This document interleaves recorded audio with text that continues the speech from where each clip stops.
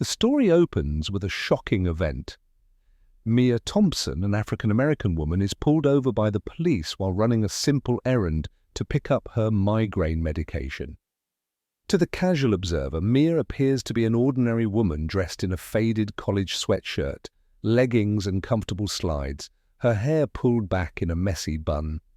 She has no makeup on, embodying the image of someone just trying to get through a cloudy Wednesday morning. However, beneath her calm exterior lies a seasoned federal agent who has dismantled drug cartels and navigated dangerous situations across the country. Mia is not someone who looks like she has faced the worst of the world, yet her experiences have made her resilient. Today, all she wants is to retrieve her medication without any complications. Choosing Charlottesville for its quiet, middle-class atmosphere, Mia relished the anonymity it provided.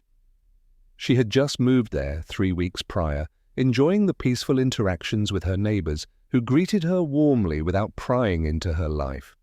She appreciated the ordinary life she could lead without the burden of her job weighing on her. No earpiece, no burner phone, just her books and her condo. As she drives towards Walgreens, Mia is suddenly aware of flashing lights in her rearview mirror. Pulling over carefully to the side of the road, she remains calm, hands on the steering wheel, as 2 officers approach her vehicle. Officer Harris, a stern man in his mid-40s, begins questioning her about her car's registration, while his younger partner, Bennett, stands by the passenger window, watching her closely.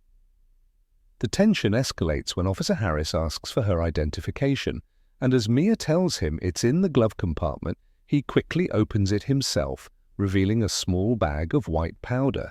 Shocked, Mia insists, "That's not mine," her heart racing as she realizes the gravity of the situation. The officers exchange knowing glances, and with a smile, Officer Harris instructs her to step out of the car. Mia's mind races as she processes what is happening. She knows she is being targeted, not because they know her true identity, but simply because of her race and the assumptions they make about her. As they cuff her on the side of the road, she notices a neighbor passing by in a minivan, slowing down to watch the scene unfold, a look of disbelief on their face. In that moment of chaos, Mia remains composed, understanding that her calmness is unexpected. She resolves to call a lawyer, someone with connections, a former federal prosecutor who knows the ins and outs of the system. But first, she must endure the booking process, where the real fight for her dignity begins. Asterisk. As you reflect on Mia's story, consider the importance of standing up against injustice in your own community. Stay informed, lend your voice, and support those who are facing unfair treatment. After being handcuffed, Mia Thompson finds herself in a holding cell that reeks of bleach and sweat, the cold metal bench, a stark reminder of her current predicament. She sits quietly, her hands resting on her knees, listening to the muffled sounds of other detainees echoing through the hallway. The faint flushing of a toilet and the distant laughter of inmates create an unsettling backdrop as she tries to keep her composure. This is not her first time in a precinct, but it is the first time she is on the wrong side of the bars. Officer Bennett stands outside the cell, casually chewing gum as he keeps an eye on her, stealing glances through the small window as if he expects her to confess at any moment. When he finally opens the door, his tone is dismissive as he asks, "You want to talk now?" Mia looks up, her expression unchanging. "About what?" she replies, maintaining an air of calm. Bennett shrugs, presenting her with a list of accusations: drugs in her glove compartment, an expired registration, and mismatched plates. Mia raises an eyebrow, feeling a swell of frustration at the blatant disregard for the truth. "Your report will show the plates were valid and you didn't run the VIN like I asked," she counters coolly. Just then, Officer Harris walks in, a manila folder in hand.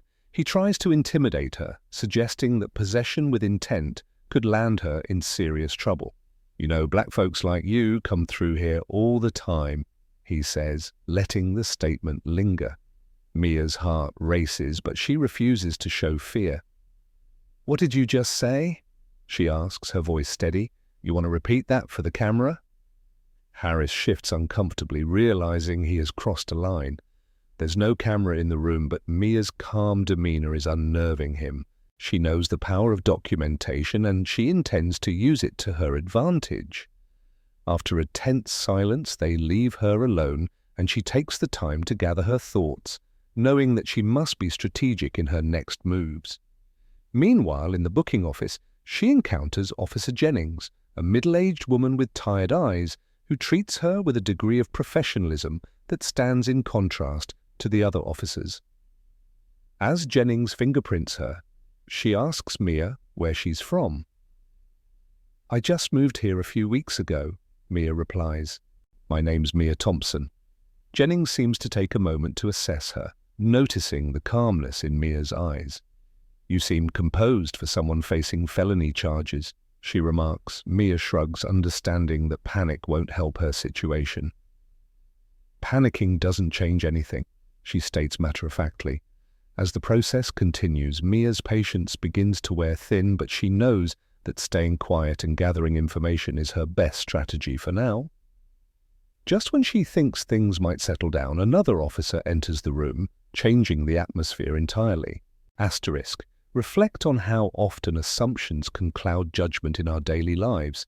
Stand up for those who are marginalized and ensure that everyone is treated with respect and fairness.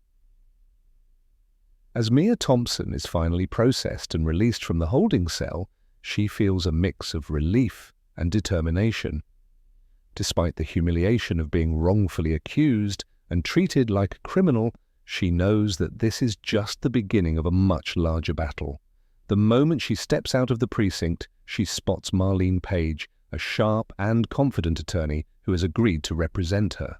Marlene strides towards her, exuding an air of authority as she carries a briefcase filled with the tools of her trade. "Mia, I'm here to help you," Marlene says, her voice steady and reassuring. "We'll get to the bottom of this." Mia nods, grateful for Marlene's presence. She knows that having a knowledgeable advocate by her side will be crucial in navigating the legal system, especially in a case that may involve more than just her individual circumstances.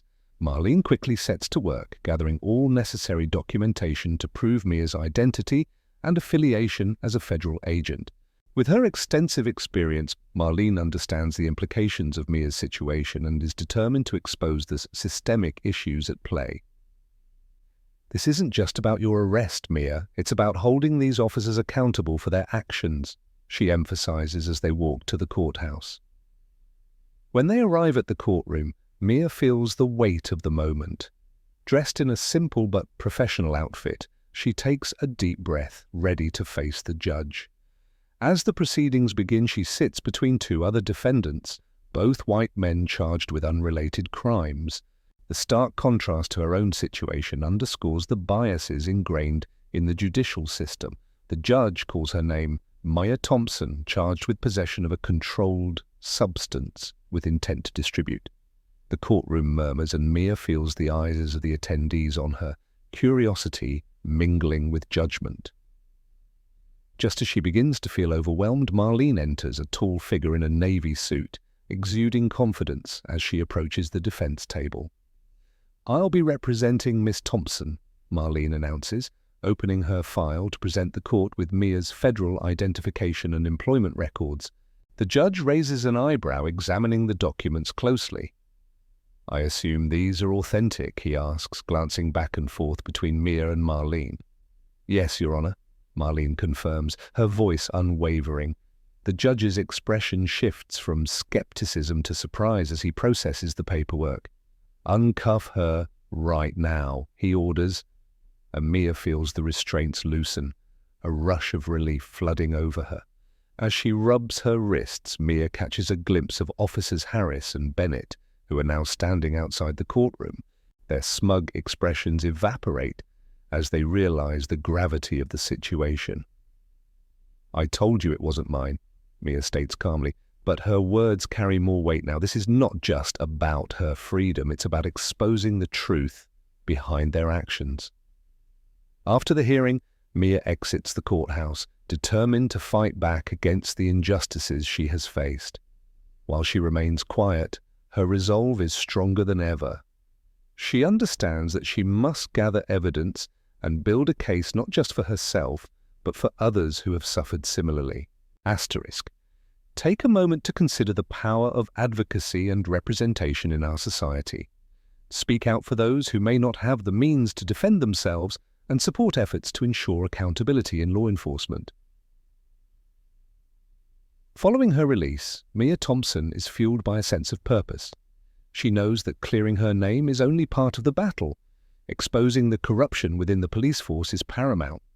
With her attorney Marlene Page by her side, Mia sets out to gather evidence that will showcase the misconduct of Officers Harris and Bennett. Their first step is to contact sources who might provide insight or corroborate her claims. Marlene encourages Mia to reach out to her former colleagues in the federal agency. "You know the system inside and out, Mia. Use your connections to uncover any background on those two officers," she advises. With renewed determination, Mia begins making calls, leveraging her network to find anyone who might have relevant information. As she investigates, Mia discovers that her case is not an isolated incident. She hears whispers of other individuals who have had similar experiences with Harris and Bennett, all of whom were wrongfully accused or mistreated during routine stops. Each story reinforces Mia's resolve. She realizes that the issue extends far beyond her own situation. This is a pattern of systemic abuse that needs to be addressed. During her investigation, Mia also recalls the dashcam footage she had installed in her car, something she had long considered a precaution but now sees as a vital asset. That footage could be the key to proving they planted evidence, she thinks, her heart racing with hope. She retrieves the video files, carefully reviewing each moment captured on the day of her arrest. As she watches, she notices a crucial detail. Officer Bennett is already wearing latex gloves when he reaches into the glove compartment, a clear indication of premeditated intent. Mia shares the findings with Marlene, who is visibly impressed. "This is solid evidence, Mia. We can use it to file a formal complaint and push for an internal investigation," she says, her eyes gleaming with determination. Together they compile the footage and witness statements, preparing to present their case to the county sheriff's department. As they walk into the sheriff's office, the atmosphere is tense. Mia can feel the weight of the stares from the officers on duty, some of whom are clearly uncomfortable. When they meet with the sheriff, Marlene confidently lays out the evidence. "We have video documentation showing that these officers engaged in misconduct. They not only wrongfully arrested my client, but also planted evidence to support their claims," she asserts, her voice steady. The sheriff listens intently, but Mia can sense his reluctance to acknowledge the implications of their findings. They leave the meeting with mixed feelings. While they know they have made a strong case, they also understand that systemic change will be a long and arduous journey.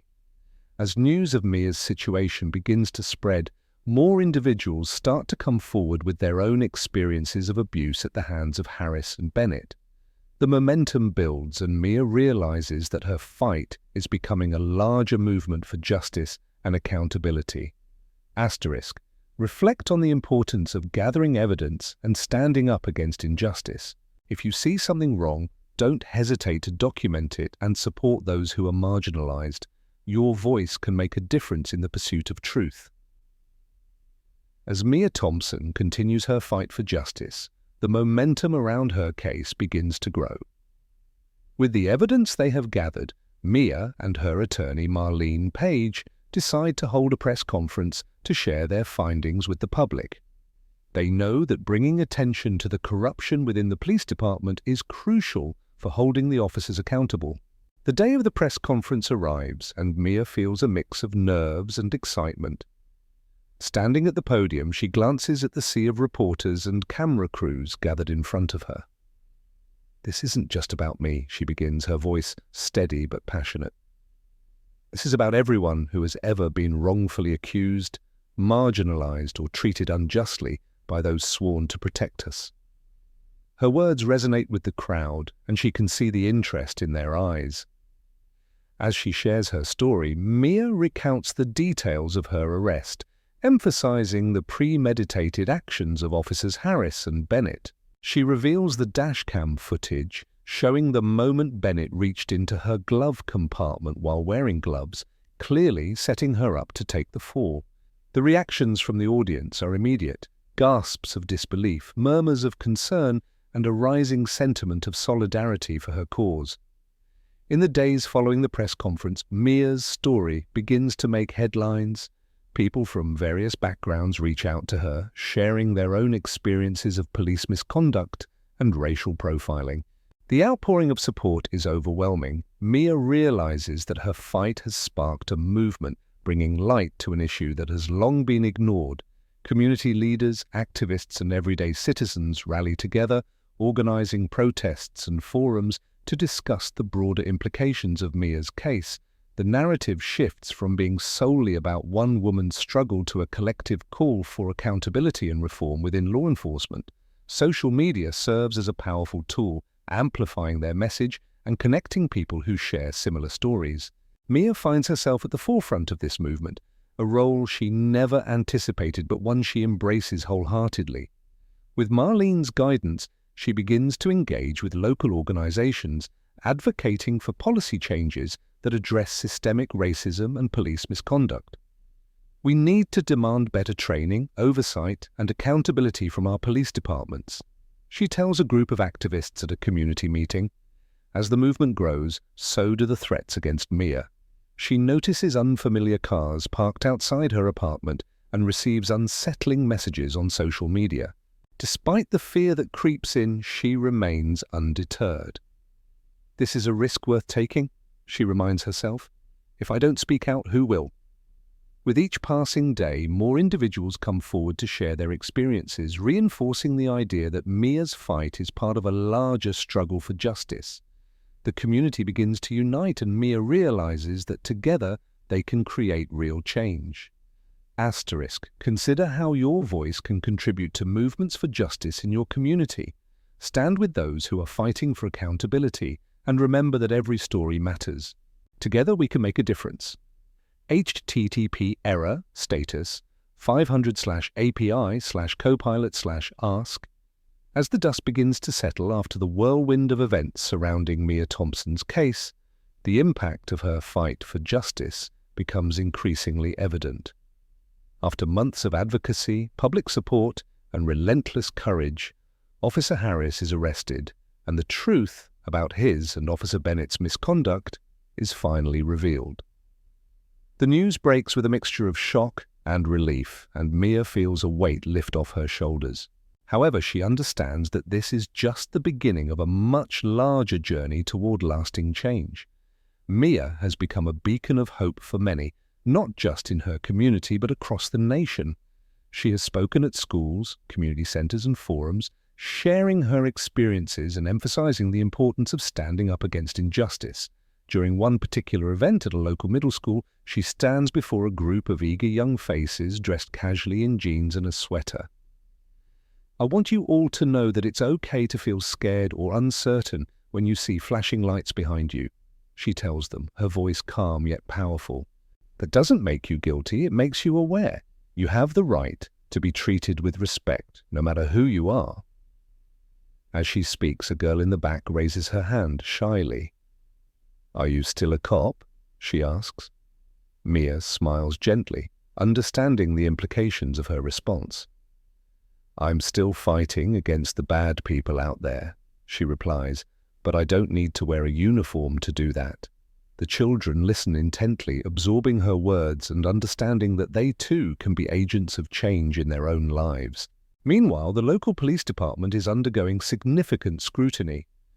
The sheriff has resigned, and the department has promised reforms aimed at increasing accountability and transparency. However, Mia chooses not to attend the meetings discussing these changes. She has bigger plans in mind.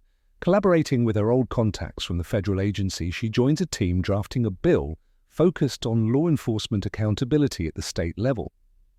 This isn't just about my experience, it's about preventing others from going through what I did, she insists during planning sessions. While Mia's life begins to return to some semblance of normalcy, she remains vigilant.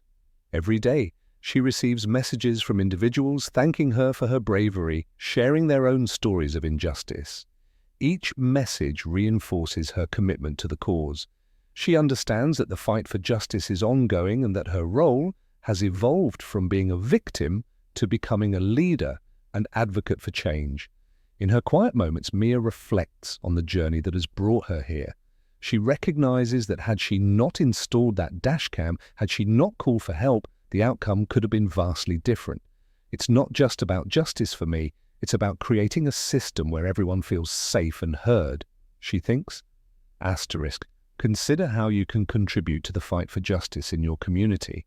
Support legislation that promotes accountability, and remember that every voice matters in the pursuit of a fair and equitable society. Together, we can build a better future for all.